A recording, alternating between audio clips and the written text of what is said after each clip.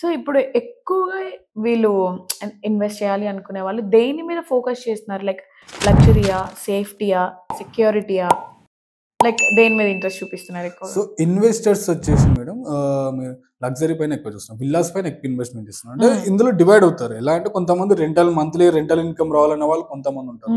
NRIs అయితే mostly villas పైన చూస్తుంటారు, లగ్జరీ లావిష్ ఉంటాయి, నెక్స్ట్ టైం సేల్స్ ఈజీ ఉంటాయి అని చెప్పేసి వాళ్ళు ఎన్ఆర్ఐస్ మొత్తం విల్లాస్ పైన ఇన్వెస్ట్మెంట్ చేస్తుంటారు. And local investors business mens అయితే మాత్రం అపార్ట్మెంట్స్ పైన, ఫ్లాట్స్ పైన ఇన్వెస్ట్మెంట్ చేస్తున్నారు, మంత్లీ రెంటల్ ఇన్కమ్ వస్తుంది. అండ్ మోర్ ఓవర్ ఇంకొంచెం బిజినెస్ మెన్స్ ఉంటారు, like local business mens and real estate చేసే వాళ్ళు ఉంటారు. వాళ్ళు ఏంటి లోకల్ కమర్షియల్ స్పేసెస్ లో ఇన్వెస్ట్మెంట్ చేస్తుంటారు. అండ్ అలాగే కమర్షియల్ రెంటల్స్ ప్లేసెస్ ఉంటాయి అనమాట.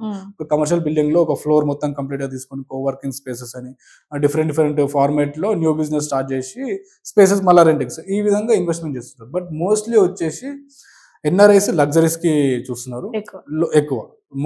Most of them NRIs villas కి చూస్తున్నారు. అండ్ లోకల్ బిజినెస్ మెన్స్ వచ్చేసి అపార్ట్మెంట్ లో ఫ్లాట్స్ కి చూస్తున్నారు.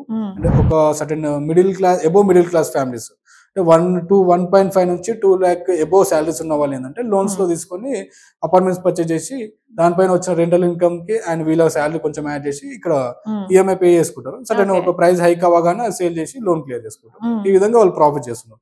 అండ్ చిన్న బిజినెస్ వాళ్ళు లోకల్ వాళ్ళు ఉంటారు కదా, వాళ్ళు కమర్షియల్ స్పేసెస్ మినిమం ఒక చిన్న ఏరియా అయినా సరే కమర్షియల్ స్పేస్ ఉంటే వాళ్ళ సొంత బిజినెస్ రన్ చేసుకోవడానికి, లేదంటే వేరే వాళ్ళకి రెంట్కి ఇచ్చిన మంత్రికి ఇంత రెంట్ వస్తున్నట్టు చూస్తున్నారు.